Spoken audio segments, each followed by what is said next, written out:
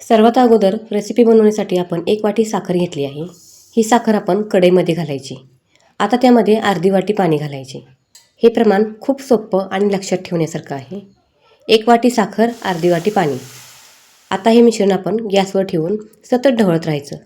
ढवळत राहिल्यामुळे साखर कढईच्या बुडाला चिकटत नाही आणि आपला छान एकतारी पाक तयार होतो.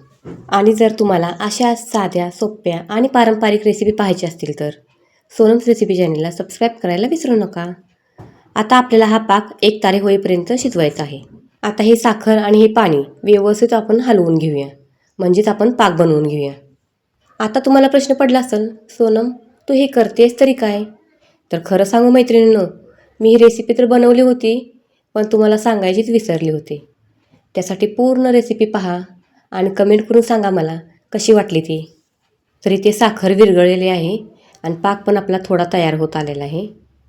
आपण जो पाक बनवतोय ना, तो सतत ढवळत राहायचा, नाहीतर काय होईल, खालून काय होते, परत साखर तयार होते.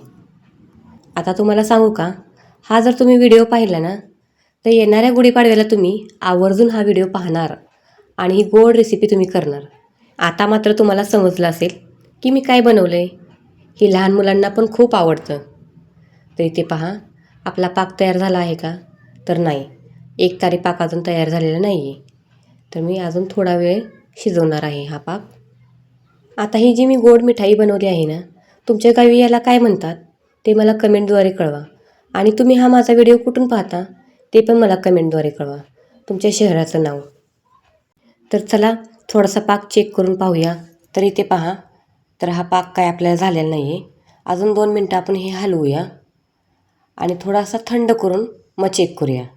बोटामध्ये थोडासा घेऊन पाहिल्यावर जर एक बारीक तार तयार झाली तर समजा आपला पाक तयार झाला आहे. आता या पाकामध्ये आपण थोडीशी वेलची पूड घालणार आहोत. तुमच्या इच्छेनुसार तुम्ही दूध पण घालू शकता. यामुळे रंग थोडासा हलका आणि सुंदर दिसतो. आणि तुम्हाला आवडत असेल तर तुम्ही फूड कलर पण वापरू शकता. मी ते केशरी रंग वापरलेला आहे. हे सगळं आपण व्यवस्थित मिक्स करून घेऊया. जर तुम्हाला यामध्ये कलर वापरायचा नसेल तर नाही वापरला तरीही चालेल. आता आपल्याला ही प्रोसेस थोडीशी झटपट करायची आहे, कारण साखरेचा पाक पटकन सेट होतो.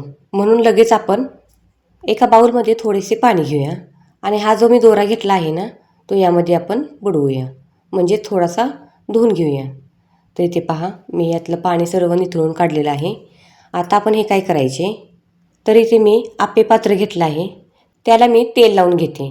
तर पहा, प्रत्येक गोल राऊंडला आपण तेल लावून घेऊया. जर तुम्हाला तूप लावायचं असेल तर तुम्ही तूप पण वापरू शकता. तर इथे मी तेलाचा वापर केलेला आहे. तर इथे मी आप्पे पात्राला तेल लावून घेतलेले आहे. आता आपण काय करायचे आहे, जो मगाशी दोरा घेतला होता, म्हणजेच आपण पाण्यामध्ये बुडवला होता, तो घ्यायचा आणि तो आप्पे पात्रामध्ये पूर्ण राऊंडमध्ये ठेवायचा. आता मात्र तुम्हाला समजलंच असेल मी काय केलं आहे. आपण करतोय गाठीची माळ. तर मी गुढीपाडव्याला गाठीची माळ घरीच बनवली होती. तीच रेसिपी तुम्हाला सांगायची विसरली होती, म्हणूनच हा व्हिडिओ मी तुमच्यासाठी बनवला आहे. आणि हा धागा आप्पे पात्राच्या प्रत्येक गोलात असा व्यवस्थित ठेवून घ्यायचा आहे. तर इथे तुम्ही पाहू शकता, मी व्यवस्थित असा ठेवून घेतलेला आहे. पूर्ण गोल राऊंड आहेत ना, त्यामध्ये असा सेट करून घ्यायचा. आता तयार केलेला साखरेचा पाक आपण प्रत्येक गोलामध्ये घालून घ्यायचा आहे आणि धागावरती व्यवस्थित टच करून ठेवायचा आहे, कारण पाक लगेच घट्ट होतो. म्हणून ही प्रोसेस आपल्याला पटकन करायची आहे. धागा ठेवताना एक गोष्ट लक्षात ठेवा, तो धागा आप्पे पात्र जे आपण घेतलं आहे ना, त्याच्या कडांना टच झाला पाहिजे. कारण जेव्हा आपलं मिश्रण सेट होईल ना, तेव्हा तो धागा गाठीच्या माळीला पकडून ठेवतो. गुढीपाडव्याला गुढीला गाठीची माळ घालण्यामागचे एक सुंदर परंपरा आहे. ही गाठ म्हणजे गोडवा आणि समृद्धीचं प्रतीक मानलं जातं. नवीन वर्षाची सुरुवात गोड आणि आनंदी व्हावी म्हणून गुढीला ही गोड गाठीची माळ घालतात.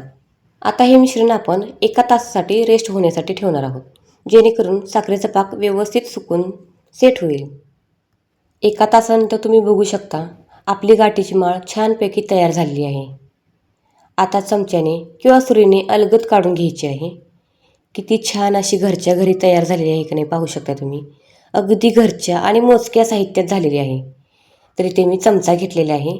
तर पहा, चमचा नुसता अलगद लागला तर लगेचच निघत आहे. तर सर्व गोल राऊंडमधले आपण व्यवस्थित असं काढून घेऊया.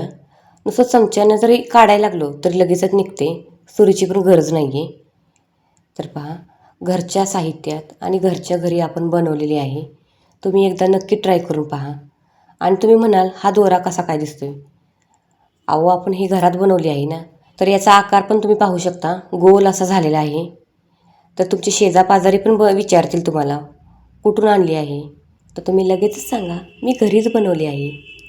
तर हे आप्पे पात्रामधून आपण काढताना तुटलेलं पण नाही, तो तुम्ही पाहू शकता. किती छान असा आकार पण आलेला आहे याचा. तर अशा प्रकारे आपण गुढीपाडव्यासाठी पारंपरिक गाठीची माळ घरच्या घरी तयार केली आहे. तुम्हाला आजची ही रेसिपी कशी वाटली ते कमेंटमध्ये नक्की कळवा.